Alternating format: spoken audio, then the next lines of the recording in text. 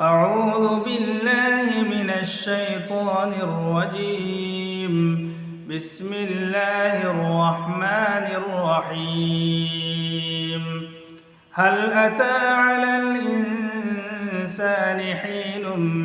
من الدهر لم يكن شيئا مذكورا إنا خلقنا الإنسان من نطفة أمشاج نبتليه فجعلناه سميعا بصيرا إنا هديناه السبيل إما شاكرا وإما كفورا إنا أعتدنا للكافرين سلاسل وأغلالا وسعيرا إن الأبرار يشربون من كأس كان مزاجها كافورا عينا يشرب بها عباد الله يفجرونها تفجيرا يوفون بالنذر ويخافون يوما كان شره مستطيرا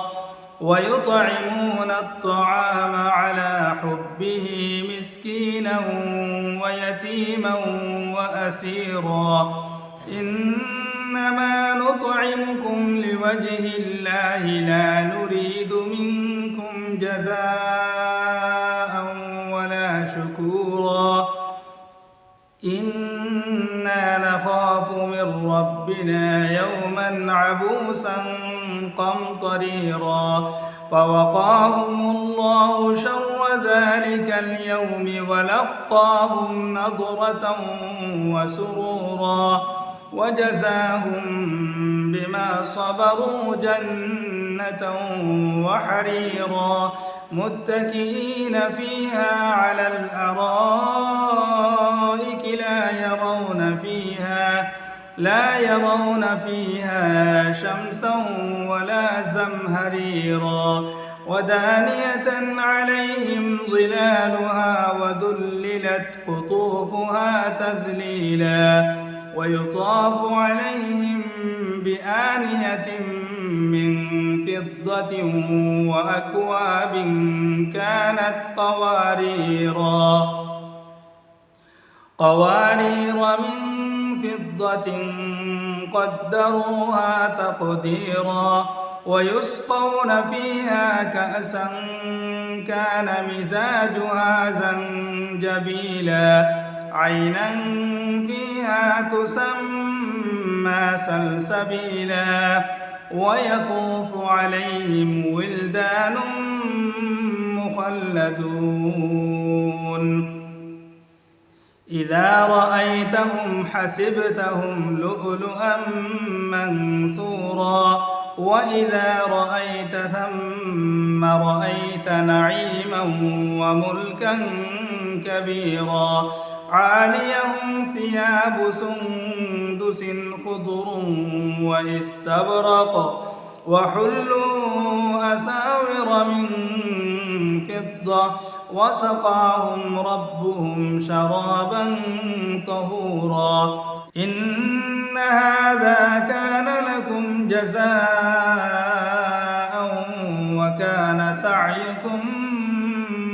مشكورا إنا نحن نزلنا عليك القرآن تنزيلا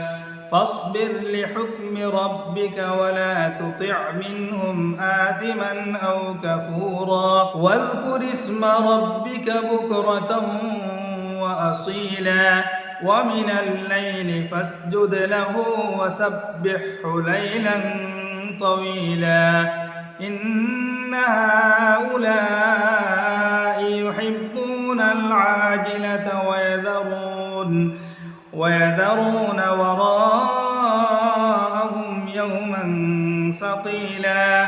نحن خلقناهم وشددنا أسرهم وإذا شئنا بدلنا أمثالهم تبديلا إن هذه تذكرة فمن شاء اتخذ إلى ربه سبيلا وما تشاءون إلا أن يشاء الله إن الله كان عليما حكيما يدخل من يشاء في رحمته والظالمين أعد لهم عذابا أليما صدق الله العظيم.